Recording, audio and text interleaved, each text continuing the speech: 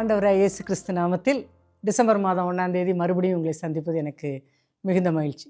இந்த மாதத்தில் ஆண்டவர் நமக்கு தருகிற வாக்கு என்ன என்று சொல்லி நம்ம கேட்போமே. ஆனால் மல்கியா தீர்க்கதரிசி எழுதின புஸ்தகம் 3ஆம் அதிகாரம் 6வது வசனம் அதில் சொல்லுது, நான் கர்த்தர், நான் மாறாதவர், ஆகையால் யாக்கோபின் புத்திரராகிய நீங்கள் நிர்மூலமாகவில்லை. அல்லேலூயா.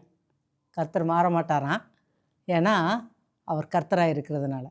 அப்போது இந்த வசனத்தின் அடிப்படையில் நம்ம பார்க்கும்போது, நம்ம வாழ்கிற இந்த உலகம் மாறுகிற உலகம். கணவனுடைய அன்பு மாறி குடும்பங்கள் பிரிகிற வாழ்க்கை, பெற்றோரை பார்க்காத ஒரு பிள்ளைகள் இருக்கக்கூடிய ஒரு வாழ்க்கை. மாறாத தேவன் சொல்கிறார், இந்த மாறும் உலகத்தில் நான் ஒருத்தன் மாத்திரம்தான் நிரந்தரம், நான் ஒருத்தன் தான் மாறாதவர் அப்படின்னு சொல்கிறார். அப்படியானா மாறாதவர் அப்படின்னு சொல்லி நம்ம பார்க்கும்போது இவர் யார் அப்படின்னு சொல்லி நம்ம பார்க்கணும். ஏன்னா அந்த உலகம் மாறுதுன்னு சொல்கிறேன், மனுஷங்க மாறுவாங்கன்னு சொல்கிறேன், ஆனால் இவர் ஒருவர் மாத்திரம் மாற மாட்டாராம். அப்படின்னா இவருடைய குணாதிசயம் என்ன அப்படின்னு சொல்லி பார்த்தா, அவர் சர்வ வல்லமை உள்ள தேவன். அல்லேலூயா.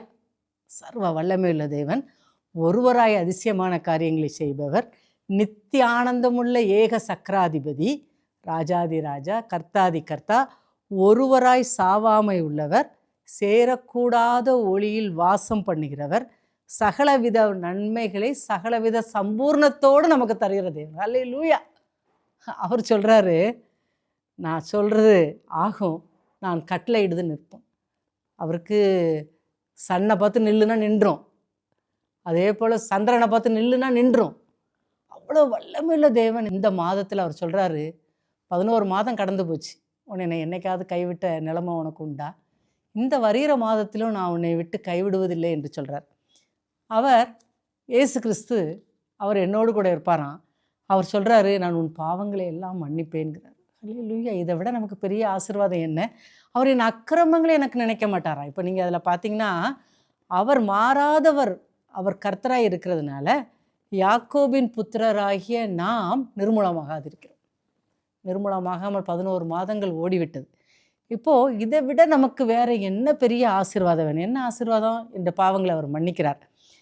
தன் சொந்த குமாரனையே எனக்கு தந்தவர் மற்ற எல்லாவற்றையும் எனக்கு அருளாதிருப்பது எப்படி? ஆமேன். இல்லை, தன் மகனையே எனக்கு கொடுத்தார். மாறாத தேவன் இந்த மாதத்துலேயும் நம்மகிட்ட சொல்கிறாரு, ஆபத்து காலத்தில் என்னை நோக்கி கூப்பிடு, நான் உன்னை தப்புவிப்பேன். என்ன வியாதி உனக்கு? அந்த வியாதியை நான் உனக்கு சுகப்படுத்துவேன். நீ என்மேல் உண்மையில் என் கண்ணை வைத்து நான் உனக்கு ஆலோசனை செய்வேன். ஆண்டவரே, நான் என்ன ஸ்டெப் எடுக்கணும்னு கேட்குறேன். அவர் அதை செய்கிறார். உண்மையில் என் கண்ணை வைத்து உனக்கு ஆலோசனை சொல்கிறேன் என்கிறார்.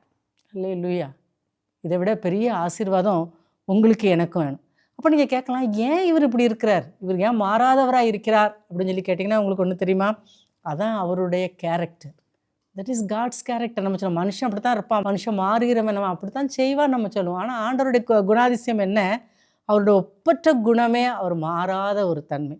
அவருடைய ஒப்பற்ற குணமே அவருடைய பரிசுத்த தன்மை. அவருடைய ஒப்பற்ற குணம்தான் அவர் நீதியான தேவன், செம்மையாக காரியங்களை செய்கிறவர், நியாயம் செய்கிறவர், பரிசுத்தமானவர், உண்மையானவர். அதனால தான் அவர் மாறாதவர். எபிரேயரில் சொல்லப்படுது, இயேசு கிறிஸ்து நேற்றும் இன்றும் என்று மாறாதவர்.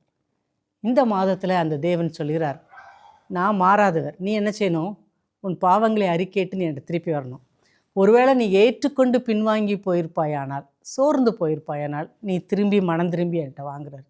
இந்த மாதத்தில் வியாதி இருக்குது, எனக்கு பிரச்சனைகள் இருக்குது, எழும்பவே முடியலை. இந்த கிறிஸ்மஸ் நாட்களில் எல்லாரும் சந்தோஷமாக கொண்டாட போகிற இந்த மாதத்தில் நாங்கள் ஆஸ்பத்திரிக்கு போகிறோம் வர்றோம், என் பிள்ளைகளுடைய நிலைமை என்னன்னு தெரில, என் ஹஸ்பண்டுக்குடைய சுகவேனத்துக்கு நான் என்ன செய்வேன் அப்படின்னு சொல்லும்போது ஆண்டவர் சொல்கிறார், நான் கர்த்தர், நான் மாறாதவர். ஜோமனோமா, ஆண்டவரே நீர் கர்த்தர், நீர் மாறாதவர். இந்த மாதத்திலே எங்களை ஆசீர்வதியும். ஏன்னா நீ கர்த்தர் மாறாதவராக இருக்கிறதுனால ஆண்டவரே, நாங்கள் நிர்மூலமாகாதிருப்பது உம்முடைய சுத்த கிருபை. ஆண்டவரே, நாங்கள் ஒடிந்து விழுந்து எங்கேயோ போயிருக்க வேண்டும், ஆனால் நீர் மாறாத தேவனாக இருக்கிறதுனால எங்களோடு கூட இருக்கிறேன். நீர்தான் ஆண்டவரே பரிசுத்தம், நீர்தான் நீதி, நீர்தான் உண்மை உள்ளவர். ஆண்டவரே, எல்லா மாறாத இந்த குணநலன்களை எங்கள் வாழ்க்கையிலே நாங்கள் பெற்றுக்கொண்டு எங்களை காண்கிறவர்கள் உண்மை காண நீர் எங்களுக்கு உதவி செய்யும். மீட்பர் இயேசுவின் மூலமாக ஜெபிக்கிறோம் பிதாவே. ஆமேன்.